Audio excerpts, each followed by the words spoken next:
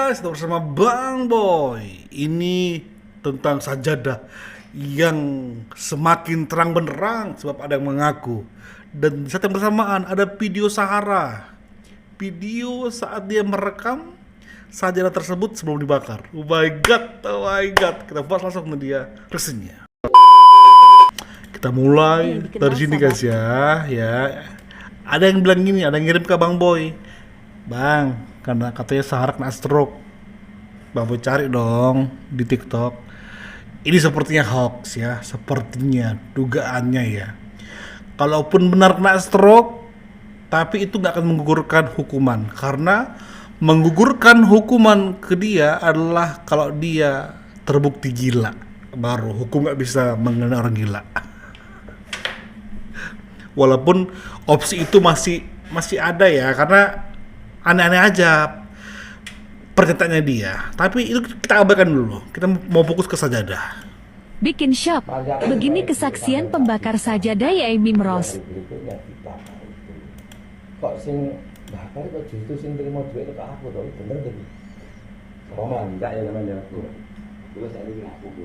Demi Allah, demi apa kula sampean orang bakar, kula sing bakar, saiki aku. Dikengken Pak Wahyu, dikengken Sofyan, dikengken Pak RT, mboten ya Pak RT.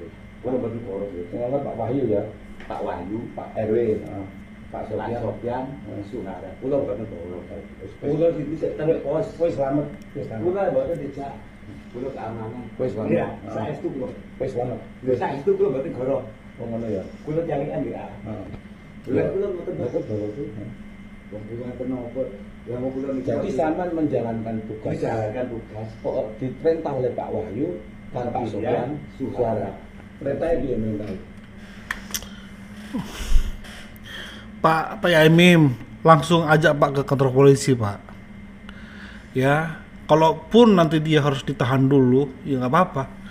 Yang penting dia mau menjadi justice kolaborator. Kula itu kantor polisi Pak Jayadi, kula ngomong ngene ya. Foto-foto Sofyan itu. Sambil. Setengah tunggal. Ya. Oleh jujur Pak RW.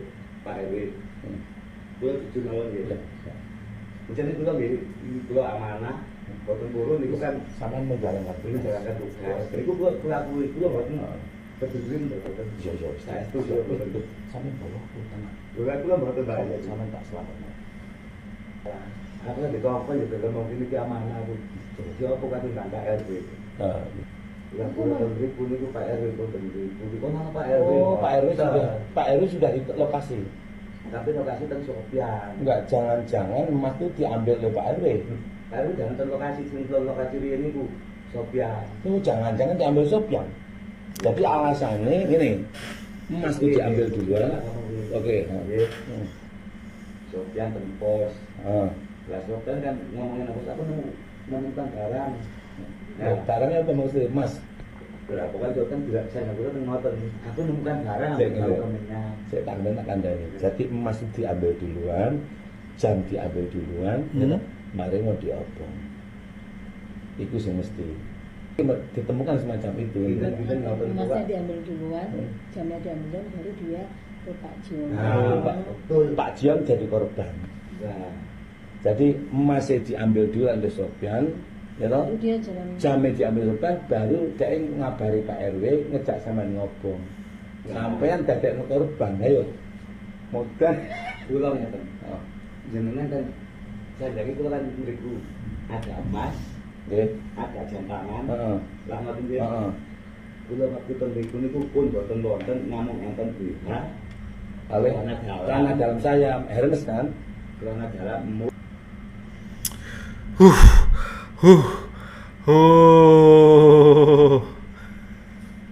Jadi RT enggak, tadi kan sempat RT enggak, karena RT lagi di Belanda kan. Tapi ada RW, ada Sofyan, dan lain-lain. Tapi coba perhatikan video ini guys.